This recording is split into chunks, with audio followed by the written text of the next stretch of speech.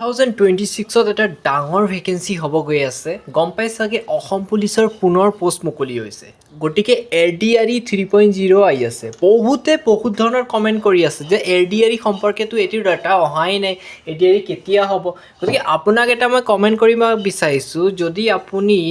পৰীক্ষাৰ এমাহ আগত পৰে বা 15 দিন আগত পৰে পাছ কৰিব কওকচোন গতিকে যদি এৰডিআৰই এনেকুৱা এটা লেভেলৰ পৰীক্ষা য'ত আপোনালোকে গম পাই চাগে তাত আপোনাৰ 15 লাখ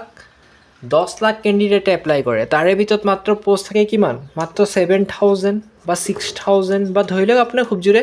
9,000এই হওক এনেকুৱা ধৰণৰ পোষ্ট থাকে গতিকে ইমানৰ ভিতৰত ইমানৰ নামটো সোমোৱা কেনেকুৱা পঢ়িব লাগিব কওকচোন আৰু অসম পুলিচত এইবাৰ কিমান আছে মানে যোনটো নতুনকৈ ওলাইছে তাত আপোনাৰ মাত্ৰ 1600 মান মাত্ৰ আছে গতিকে ইমান কম ভেকেঞ্চিত অসম পুলিচৰ কাট অফ ৰেংকটো এবাৰ হাই মাৰিব গতিকে বন্ধুসকল আপোনালোকক মই ক'ব বিচাৰিছোঁ নাভাবিব যে মই নোৱাৰোঁ আপোনালোকৰ গুৰুত্ব যদি যিসকলে অসম পুলিচত মানে এইবাৰ চাকৰি কৰিম বুলি ভাবিছা তেওঁলোকক কৈ দিব বিচাৰিছোঁ তোমালোকে ফাৰ্ষ্ট ফিজিকেলটো বহুত ধুনীয়া কৰা কাৰণ ফিজিকেলৰ ওপৰত মানে ধৰি লোৱা তুমি 70% ফিজিকেলৰ পৰা মাৰ্কটো উঠাই ল'বলৈ চেষ্টা কৰা বাকী 30-40% তুমি ৰিটেনত লৈ আনা আৰু 100% ধুনীয়াকৈ কাট অফ আহি যাব এতিয়া কথাটো হ'ল যোনটো আপোনাৰ ৰিটেন পৰীক্ষা হ'ব অসম পুলিচ বা এৰডিআৰইৰ ক্ষেত্ৰত তাত আপোনালোকৰ মেক্সিমাম গুৰুত্ব কেণ্ডিডেটসকলে ভুল য'ত কৰে সেই ভুলটো আপোনালোকক মই আওকাণ কৰিব বিচাৰিছোঁ সেই ভুলটো হৈছে যে জিকেৰ ক্ষেত্ৰত বহুতে ভুল কৰে জিকে দুটা থাকে এটা হ'ল আপোনালোকৰ আসাম জিকে এটা হ'ল ইণ্ডিয়ান জিকে যদি আপোনালোকে অসম পুলিচৰ আগৰ পেপাৰবোৰ এনালাইচিছ কৰে তেন্তে আপোনালোকে চাব পাৰিব যে অসম জিকে ৰিলেটেড কুৱেশ্যন বেছিকৈ সোধে ইণ্ডিয়ান জিকে আহে ইমান এটা নাহে গতিকে আপোনালোকে ক'ত ফ'কাছ কৰিব অসম জিকে গতিকে অসম জিকে পঢ়িব লাগিব নেক্সট পাৰ্টটো হ'ল যে মেক্সিমাম কেণ্ডিডেটৰ ভুল হয় সেইটো ক'ব বিচাৰিছোঁ সেই কেণ্ডিডেটটোৰ মানে ৰিজনটো হৈছে ৰিজনিঙত ভুল কৰে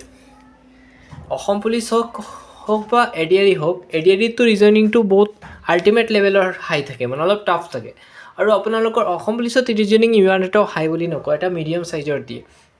গতিকে আপোনালোকে ৰিজনিং ক'ৰ পৰা চাব ইউটিউবত আপোনালোকে এটা মেৰাথন ভিডিঅ' পাব ৰিজনিঙৰ ক্ষেত্ৰত যোনটো আপোনাৰ 2 ঘণ্টা না 3 ঘণ্টামানৰ আছে সেই ৰিজনিঙৰ মেৰাথন ভিডিঅ'টো চাব হিন্দীত আছে কিন্তু আপোনালোকে অসমীয়াত কনভাৰ্ট কৰি ল'ব পাৰিব অসমীয়াতো আছে কিন্তু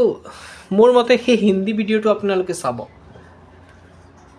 তাত মানে কি হৈছে আপোনালোকৰ কনচেপ্টকেইটা এটাকৈ ক্লিয়াৰ কৰি গৈছে ৰিজনিঙৰ বেছিক কনচেপ্টৰ পৰা ষ্টাৰ্টিং কৰিছে এতিয়া বহুতে ভাবে যে ৰিজনিঙৰ কি আগাগুৰিটো নাইয়ে ক'ৰ পৰা আহিব কোনো ঠিক নাই ৰিজনিঙৰো আগাগুৰি আছে যদি মই সেই কথাটো আপোনালোকক ক'ব বিচাৰিছোঁ অলপ ভালকৈ কৈ দিছোঁ ৰিজনিঙৰ বেছিক কনচেপ্ট আছে তাৰপিছত আপোনালোকৰ হাই কনচেপ্ট আছে আৰু মাজত পৰে আপোনালোকৰ মিডিয়াম কনচেপ্ট বেছিক কনচেপ্ট হাই কনচেপ্ট আৰু মিডিয়াম কনচেপ্ট এই তিনিটা কনচেপ্টৰ ভিতৰত যদি আপোনালোকে ক্লিয়াৰ কৰি লয় কোনো ধৰণৰ অসুবিধা নহয় মই বাৰে কৈছোঁ গতিকে আপোনালোকক মই বাৰে কৈছোঁ যদি ভাল এটা ফলাফল কৰিব হয় আপোনালোকে প্ৰিপেৰেশ্যন এতিয়াৰ পৰা লাগি থাক ৰানিঙৰ লগতে মানে আপোনালোকৰ যোনটো ৰিটেনৰ ক্ষেত্ৰত সেইটোও ৰেডি হৈ যাক মই বাৰে কৈছোঁ আৰু বহুতে যিসকলে এৰডিআৰই সম্পৰ্কে নেগেটিভ কমেণ্ট কৰি আছে তেওঁলোকক ক'ব বিচাৰিছোঁ এৰডিআৰই 2026ত হ'ব এৰডিআৰই 3.0 তাত এনেকুৱা লেভেলৰ তোমাৰ প্ৰশ্ন সুধিব নহয় তোমাৰ মূৰৰ ওপৰত দি গুচি যাব যদি ভালকৈ নপঢ়া মই বাৰে কৈছোঁ গতিকে পেটাৰ্ণ ৱাইজ ধুনীয়াকৈ পঢ়িব লাগিব আৰু যদি চিলেবাছ পেটাৰ্ণটো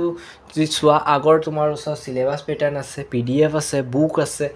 আৰু কি লাগে গতিকে ধুনীয়াকৈ প্ৰিপাৰেশ্যন অলপ চলপ এতিয়াৰ পৰা ষ্টাৰ্টিং কৰি দিয়া যাতে তোমাৰ সময় সাপেক্ষে কোনো ধৰণৰ অসুবিধা নহয় আৰু অসম পুলিচৰ কেণ্ডিডেটসকলকো মই আওকাণ কৰিব বিচাৰিছোঁ তোমালোকে যিমান পাৰা ফিজিকেলত গুৰুত্বটো বেছিকৈ দিয়া ৰিটেনতো দিয়া ৰিটেনত 40% দিয়া মই মেক্সিমাম কেণ্ডিডেট চাইছোঁ যিসকলে ফিজিকেলত ভাল তেওঁলোকে পাই গৈছে গতিকে পঢ়া শুনা কৰা নিশ্চয় সফল হ'ব পাৰিবা এই কৈ সামৰণি মাৰিছোঁ নেক্সট ভিডিঅ'ত বাকী আপডেটবোৰ দি দিম ধন্যবাদ